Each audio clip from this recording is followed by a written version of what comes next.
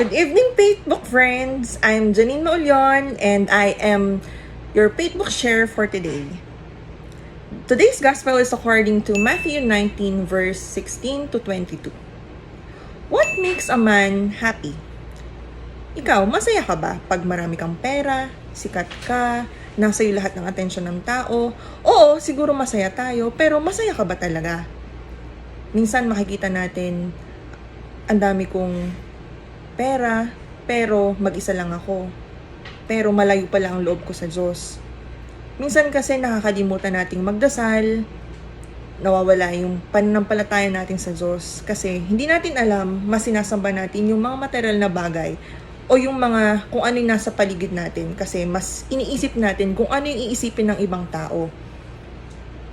Ngayon, we are now invited by Jesus to strengthen our faith and to be available for others para matulungan natin sila, ma-share natin kung ano yung meron tayo.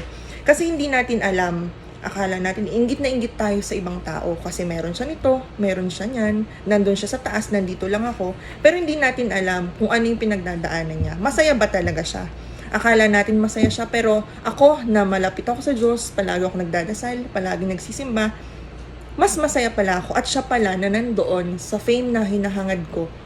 Mas naiinggit pala siya sa akin kasi ako, mayroon akong oras magdasal at kontento ako sa kung anong meron ako. Ngayon, yung gospel ni Jesus, pinapaalala niya sa atin na hindi mahalaga ang anumang material na bagay na nandyan sa paligid mo.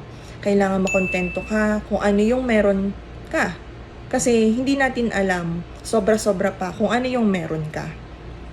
May we be free from all this discontentment, possessiveness, greed, and selfishness, and that we may have joy in knowing, loving, and above all, serving Jesus.